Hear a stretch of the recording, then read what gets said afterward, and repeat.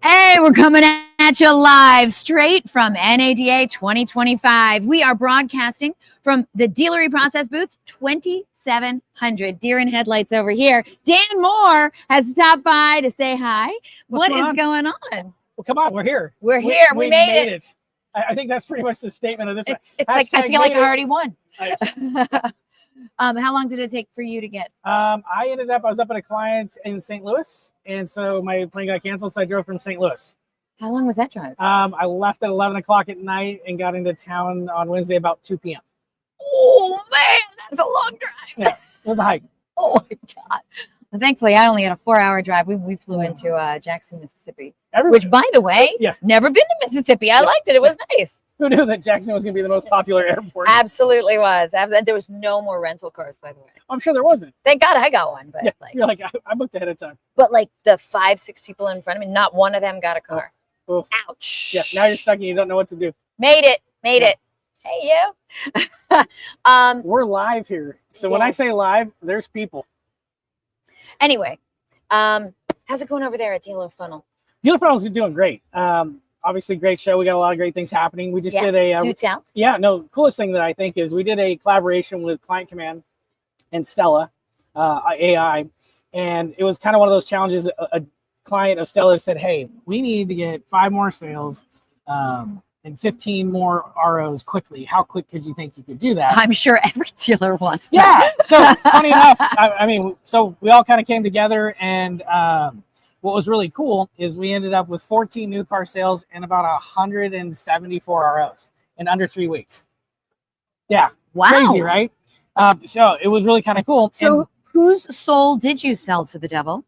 So I think Client Command's active shopper network is pretty impressive because over 80% of that activity was all conquest. So even looking at Matchback in the DMS and going through that whole thing, we're literally seeing people that were in market but weren't even giving them any consideration. Mm-hmm. So pretty cool. That's a good one. And then obviously just dealers kind of facing that need of long-term follow-up. How do we make sure we're optimizing and not missing any opportunities? Right. That's really been kind of our swim lane at Dealer Funnel. I love it.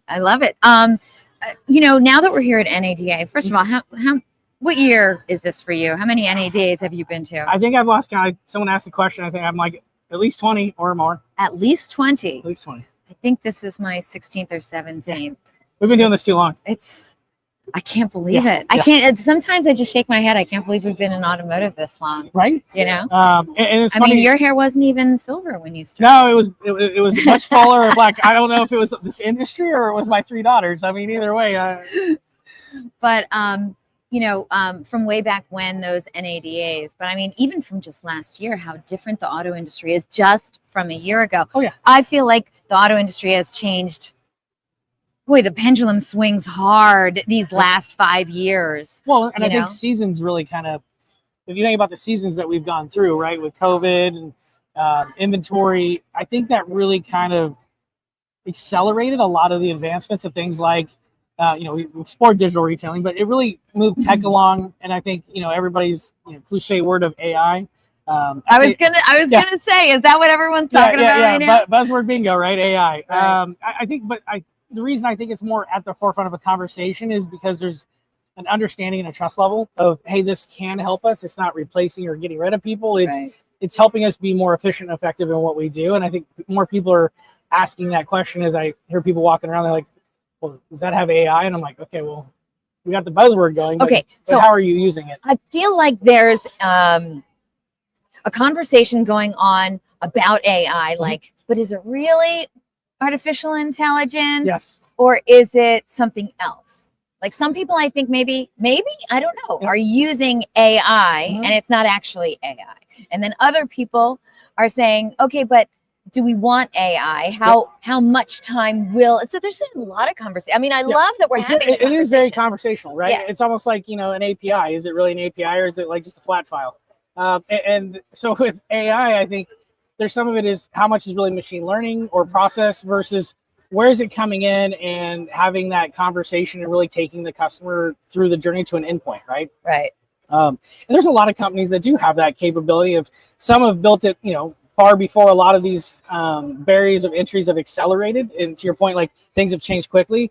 When you think about OpenAI and some of these other companies now kind of moving to the forefront and the speed in which they are, it's really changing how companies, especially startups, can enter and actually make an impact.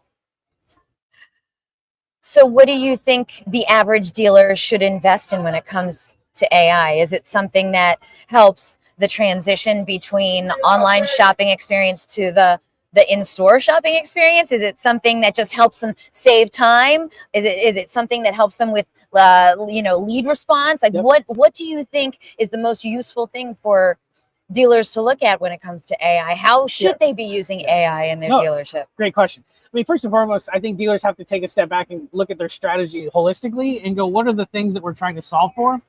And then that will naturally lead into what are those things I need to look for. Some dealers. Okay, solve for? Yeah. Or what are the things that we hope we can do better than what we are doing currently right now? Correct. Yeah. And that's really it. So if you're like looking some dealers don't know what they're not good at.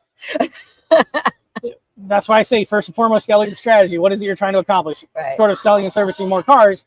But again, it's looking at those efficiencies. So you brought up like follow-up. Well, if I'm looking at my CRM and I'm looking at our conversion rate, close rate, and how many times we interact with a customer, well, if that's light, then maybe I do want to explore looking at AI and how that can accelerate those engagements, fill in that gap, solve things with people. Because again, that's going to accelerate my business forward. I'm going to obviously win in that one because I'm not going to miss an opportunity. And again, then there's AI. When you look at like reporting and business modeling, it summarizes. Again, we like to look at all those daunting reports. AI does a really good job at summarizing and helping us digest the critical information, and even looking at trends of like, if I put in several different styles of reports and feedback and say, hey, give me the collective overview and what should I be looking for, AI does a good job at summarizing that, right? Yeah. And that's some of the simplification. Even in a customer record, like, salespeople, I'm sales. We don't always read everything in detail. We skim. What? So having that AI summarize that whole customer record and just give you a quick snapshot helps speed the time, and also too, you get more detail out of it because it's already summarized for you instead of missing that key piece. Ironic. It sounds like you saw our Sherpa AI and you just said all of that for me. So I appreciate it. It's easy to plug DEP. I mean, if you're not paying attention to what they're doing, you should. Because a lot of good stuff coming from them, especially when you think about Everest, the website. I mean, again, you guys have really, over the last couple of years, we talk about acceleration. It's always fun talking to Sam. I know. We have our geek out sessions where we're like, hey, what about this? What about that? There's a lot to do. Yeah, I know. I remember how excited you were when Sam introduced the inventory report. Oh, yeah. And you let the word slip before we actually released it. I'm not mad. I'm only the CMO. It's good for marketing, though. Right? It's good for marketing. It's good to know that what we're doing here is really actually making an impact. Yep. It's so funny because, I try and keep up with my old cohorts on, other website providers and what they're doing. I've worked at a couple others, and I'm surprised at how stagnant some people are and how much further along we are. I think the website space in automotive has been challenged because, again, you have OEM programs, they set certain standards, it creates some levels of limitation. It sometimes challenges innovation too. But I think that, again, when you look at the website, there's not a lot of new entry.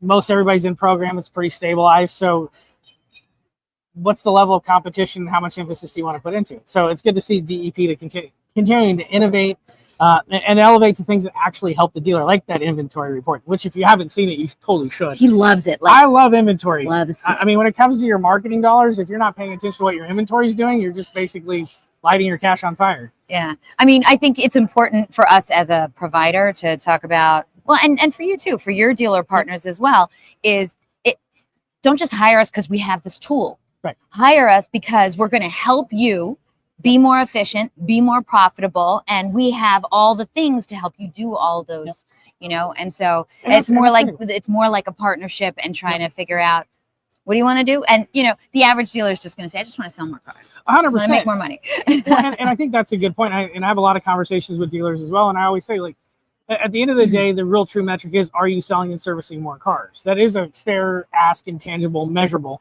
I think sometimes we get too inundated with reporting that takes our eye off the prize of, are we really selling and servicing more cars?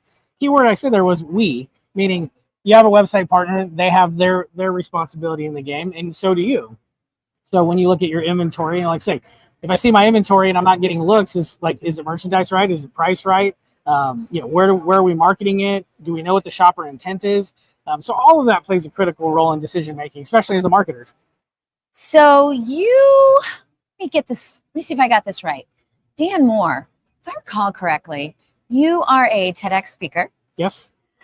Obviously, NADA speaker as well. Yep. And an author. Yes. Oh my goodness! Available on Amazon. Available on Amazon. Okay. What is it? Do more, get more. Do more, get more with Dan Moore. What? Come on. How do you not have a television show with the same name? I like tech too much, so that just eats into time. I love it. I love it. Okay. Anything else we should know about if somebody wants to learn more about Dealer Funnel, is it dealerfunnel.com? Dealerfunnel.com, Dan at dealerfunnel.com. Please, love to chat. Any questions about AI, any questions about your business strategy, marketing strategy, always able to help. Again, Dan at dealerfunnel.com. I love it. If you haven't gotten his book, it's pretty good. I am going to get my copy signed. Sure, right? absolutely.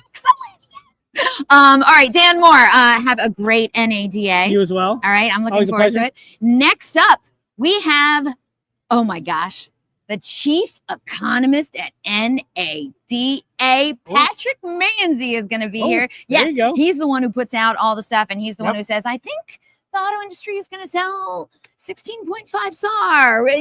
I love going back and saying, okay, on January you said this, and next January, and can see how oh no, it's fun to watch. Good I know. I mean, talk about the ultimate data nerd. Oh yeah, a lot of them. I love me some stuff. Patrick Manzi. So you don't want to miss it. Tune in. For those of you who are here, please stop by booth 2700 Dealer eProcess. We're giving away some great prizes. And if you're not here, please tune in for our next guest. We are broadcasting all day long, every day at NADA 2025 here in New Orleans. How do you say New Orleans? Yeah, New Orleans. Yeah, New Orleans. I know. I'm NOLA. Right? Yeah. All right. Mwah. Peace out. We'll see you soon. See you guys.